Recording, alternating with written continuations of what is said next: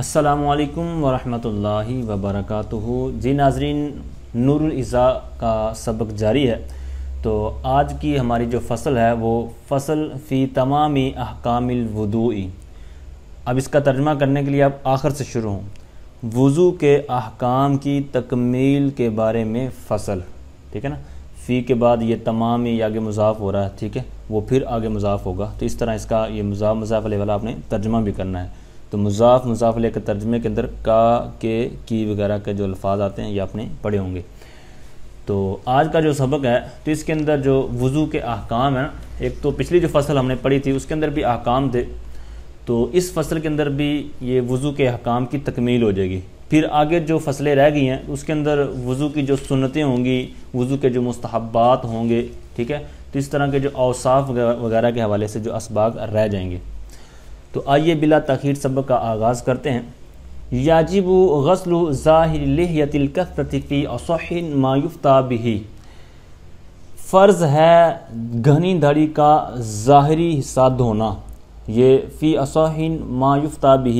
یا بارہا اس کو آگے پڑھیں گے بار بار۔ تو فی اصح کا مطلب ہے صحیح قول کے مطابق اور جس پر فتویٰ دیا جاتا ہے، ٹھیک ہے، یفتیٰ بہ۔ اچھا، تو یہ تھی گھنی داڑھی کے متعلق۔ تو جو دیگر ہوتی داڑھی، مطلب جس کے اندر مطلب کسی کی خشخشی داڑھی ہوتی ہے نا، بال مطلب اتنے گھنے نہیں ہوتے، تو ان کے بارے میں احکام کیا ہیں، تو آئیے ان کے متعلق بھی سنتے ہیں۔ کہتے ہیں وَيَجِبُ إِيصَالُ الْمَاءِ إِلَى بَشَرَةِ اللِّحْيَةِ الْخَفِيفَةِ، مطلب جس کی داڑھی جو گھنی نہیں ہے اور مطلب خشخشی ہے، تو فرماتے ہیں کہ اس کے لیے لازم ہے۔ پیچھے اس کا الگ مسئلہ تھا، اب جو جس کی خشخشی داڑھی ہے، بال کم ہے، ٹھیک ہے، تو ان کے لیے مسئلہ بیان کیا جا رہا ہے کہ پانی پہنچانا یہ لازم ہے، فرض ہے، ٹھیک ہے، واجب نہیں بلکہ فرض۔ یاجب کو میں نے عرض کر دیا کہ یہ یفترض کے معنی میں ہوگا۔ تو پانی پہنچانا یہ فرض ہے، کہاں تک؟ الی بشرۃ اللحیۃ الخفیفۃ، خفیفہ ہلکی داڑھی جس کو کہتے ہیں، جس طرح میں نے عرض کیا خشخشی کا معنی بشرتی، ٹھیک، الی بشرتی مطلب جلد، جو اس کی جلد ہے، جسم کا حصہ نظر آ رہا ہوتا ہے چہرے کا، تو یہاں تک پھر جلد تک اس کا پانی پہنچانا یہ لازم ہوگا۔ تو اب دو طرح کی داڑھی ہوگی نا، جس کے زیادہ گھنے بال ہیں ان کے لیے پیچھے مسئلہ عرض کر دیا، ٹھیک ہے، مطلب پھر ان کے وہ ظاہری حصے پر مطلب پانی بہائے گا، نیچے تک آخر تک جسم کی جلد تک پہنچانا یہ اس کے لیے ضروری نہیں ہوگا۔ لیکن جس کی خشخشی ہے، ہلکی ہے، خفیفہ ہے، تو اس کے لیے الگ مسئلہ ہوگا۔ آگے کہتے ہیں وَلَا يَجِبُ إِيصَالُ الْمَاءِ إِلَى الْمُسْتَرْسِلِ مِنَ الشَّعْرِ عَنْ دَائِرَةِ الْوَجْهِ، اور کہتے ہیں واجب نہیں ہے پانی کو پہنچانا، کہاں تک؟ کہتے ہیں جو لٹکے ہوئے ہیں، المسترسل کہتے ہیں لٹکے ہوئے ہونا، مطلب جو ہم مطلب تھوڑی کے نیچے سے جو بال پکڑتے ہیں نا یوں، تو یہ جو مطلب بال ہیں تو ان کو مطلب ان پر پانی پہنچانا یہ لازم نہیں ہے، یہ فرض نہیں ہے، ٹھیک ہے۔ دائرۃ الوجہ، یہ چہرے کی گولائی جو ہے نا، دائرہ جو ہے، تو یہ نیچے جو لٹکے ہوتے ہیں ان کی بات ہو رہی ہے۔ اور کن پر پانی پہنچانا یہ وضو کے دوران لازم نہیں ہے؟ کہتے ہیں ولا الی ما انکتم من الشفتین عند الانضمام، کہتے ہیں شفتین، ہونٹ، دو ہونٹ جو ہیں ملانے کے وقت، عند الانضمام، ملانے یعنی جب ہم نارمل منہ کو بند کرتے ہیں تو جو ہم ملاتے ہیں تو ملانے کے وقت جتنے ہونٹ مطلب چھپ گئے تو یہاں پر ان کی بات ہو رہی ہے۔ ما انکتم، جو چھپ جائے، ہونٹوں کو ملانے کے وقت جو ہونٹ چھپ جائیں ان پر بھی پانی پہنچانا یہ فرض نہیں ہے، لازم نہیں ہے۔ ولو اندمت الاصابع، اور اگر کہتے ہیں انگلیاں مل جائیں، اصابع، اب یہ جمع مکسر ہے، ٹھیک ہے، اب جمع مکسر ہے تو جمع مکسر ہوتی ہے واحد مؤنث کے حکم میں، ٹھیک ہے، تو واحد مؤنث کے حکم میں ہوا تو اس لیے جو اس کا فعل تھا پیچھے، یہ فاعل بن رہی ہیں انگلیاں، اور جو پیچھے فعل ہے تو اس کو مؤنث لے کے آئے، ٹھیک ہے نا، اندمت، ٹھیک ہے، پھر آگے ملانے کے لیے اس کو کسرہ دیں گے، اندمت الاصابع۔ اگر انگلیاں مل جائیں، او طال الظفر، یا پھر ناخن بڑھ جائیں، لمبے ہو جائیں، تو پھر کیا کریں گے؟ فغط الانملۃ، اور وہ جو ناخن لمبے ہو گئے ہیں تو اس نے کیا کیا؟ یہ فغط الانملۃ، اس نے پوروں کو، انملہ پوروں کو کہتے ہیں جو انگلیوں کے پورے ہوتے ہیں نا، تو اس نے پوروں کو کیا کر دیا؟ فغط، ڈھانپ دیا۔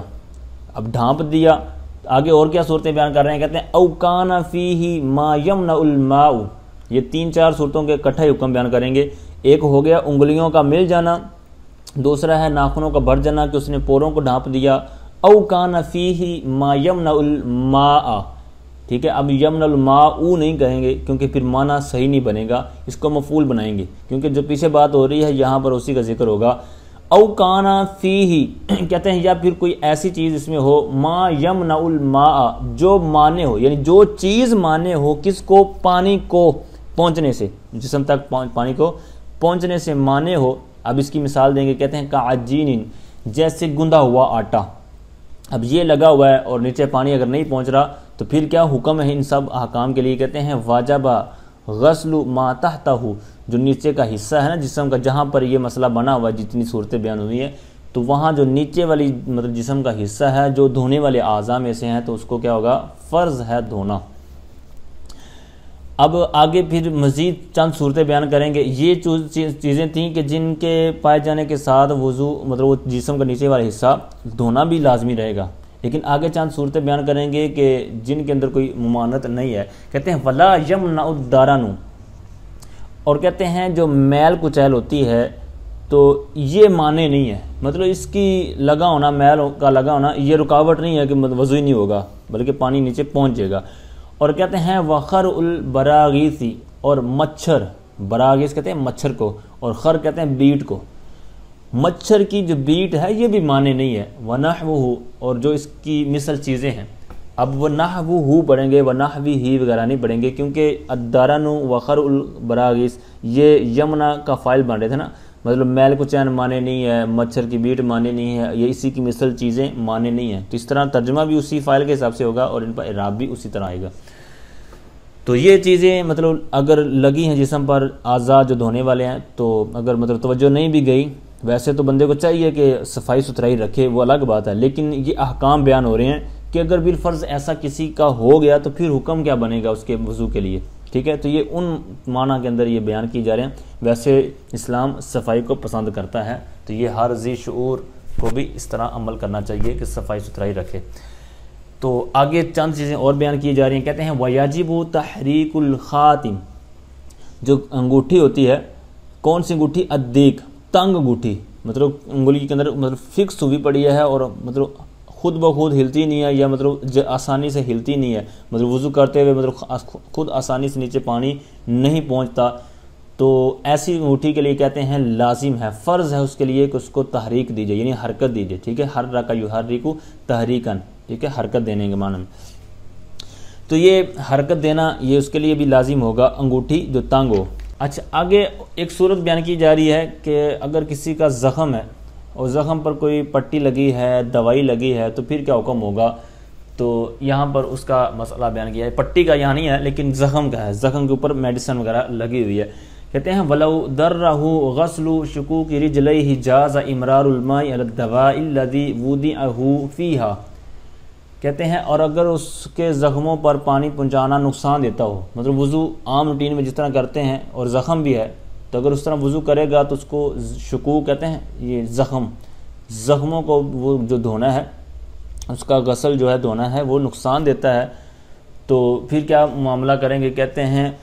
جازہ، پھر جائز ہے اس کے لیے، اسلام نے یہ رخصت دی ہے، امرار الماء، پانی گزار دینا، ٹھیک ہے۔ یہ باب جب مجرد سے آئے گا نا امرار، تو پھر یہ مطلب امرار تو نہیں رہے گا لیکن مرہ، ٹھیک ہے، ماضی بنے گی مرہ کیونکہ یہ مضاف ثلاثی ہے، تو پھر اس کا معنی ہوگا خود گزرنا، ٹھیک ہے۔ اب یہ باب افعال پر جب گیا تو یہ متعدی ہو گیا، ٹھیک ہے، گزارنا، تو پانی گزارنا اس کے لیے جائز ہے، کس پر، علی الدواء الذی وضعہ فیہا، جو اس کے اوپر مطلب میڈیسن لگی ہوئی ہے تو اس کے اوپر جو رکھی ہوئی ہے دوائی وغیرہ، اس کو مطلب اوپر سے پانی وغیرہ گزار دے احتیاط کے ساتھ۔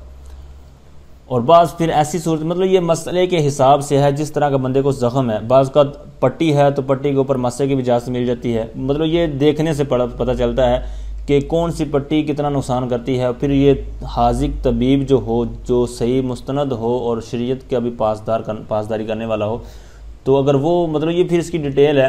کہ مطلب وہ کہے کہ مطلب دھونا نہیں ہے، اس کو یوں نہیں کرنا تو وہ نہیں کرنا، تو پھر اس کی مطلب ایک عالم دین کے پاس آپ اچھی طرح جا کر پوچھ سکتے ہیں کہ یہ میرا یہ زخم ہے، یہ مسئلہ ہے، تم میرے لیے کیا حکم ہے، ٹھیک ہے۔ یہاں تو مطلقاً انہوں نے عرض کر دیا، حکم فرما دیا کہ یہاں پر میڈیسن لگی ہوئی ہے تو یوں آپ نے پانی اوپر بہا دینا ہے۔ پھر بھی جہاں پر اس طرح کا موقع بنے، مطلب مسئلہ بنے آپ کو زخم وغیرہ کے حوالے سے، تو اس طرح آپ نے اپنے عالم دین سے مسئلہ دریافت کرنا ہے۔ اللہ تعالی ہمیں عافیت والی زندگی نصیب فرمائے، زخموں والی، دکھوں والی، بیماریوں والی زندگی سے محفوظ فرمائے۔ اچھا آگے آئیے، کہتے ہیں وَلَا يُعَادُ الْغَسْلُ۔ اب یعاد مجہول کا صیغہ ہے، یعنی اعادہ کرنا ہوتا نا، یعاد، کہتے ہیں اعادہ نہیں کیا جائے گا الغسل، دھونے کا۔ کس کو دھونا؟ آگے ایک اور بات پڑھ لیں، کہتے ہیں وَلَا الْمَسْحُ، نہ غسل یعنی دھونے کا اعادہ کیا جائے گا اور نہ ہی مسح کا۔ کس پر؟ کہتے ہیں علی موضع الشعر بعد حلقہ، موضع الشعر یعنی بالوں کی جگہ کر، یعنی سر پر، بعد حلقہ یعنی حلق کرنے کے بعد، یعنی سر منڈوا دیا، گنج کروا دی، تو مطلب وضو بندے کا تھا لیکن سر منڈوا دیا، کٹنگ کروا لی، جو بھی، تو اب یہ نہیں کہ اس کا وضو ٹوٹ گیا، ٹھیک ہے نا، یہ کوئی حدث والی چیز نہیں ہے کیونکہ اس سے عموماً وضو نہیں ٹوٹتا۔ تو اسی کی یہاں بات بیان ہوئی کہ وضو تھا اور یہ کام کیا تو مسح بھی نہیں ٹوٹا اور دھونا بھی نہیں ٹوٹا، ٹھیک ہے نا، تو یہ اس کا مطلب باقی رہے گا۔ وَلَا الْغَسْلُ، اور اس کا اسی پر عطف ہوگا یعاد پر، ٹھیک ہے نا، حاشیے میں یعاد لکھا ہوا ہے انہوں نے کہ وَلَا يُعَادُ الْغَسْلُ، کہتے ہیں دھونا یہ لازم نہیں ہے، مطلب دوبارہ اس کے لیے بِكَسِّ ظُفْرِهِ، مطلب اس کے کس کہتے ہیں کاٹنے کو، ناخن کے کاٹنے کے ساتھ بھی اس کو ادا نہیں کیا جائے گا، وَشَارِبِهِ، اور مونچھوں کو کاٹنے کے ساتھ۔ تو یہ دونوں عمل اور اس طرح جو پیچھے عمل ہوئے، تو ان کے ساتھ اگر بندے نے کوئی عمل کر لیا ہے وضو کی موجودگی میں تو وضو نہیں ٹوٹتا، کوئی کراہت اس کے اندر نہیں ہے۔ تو جی ناظرین، آج کا بھی سبق پورا ہوا۔ اللہ تعالیٰ سے دعا ہے اللہ تعالیٰ ہمارے لیے مزید آسانیاں پیدا فرمائے، آمین بجاہ النبی الامین صلی اللہ تعالیٰ علیہ وآلہ وسلم۔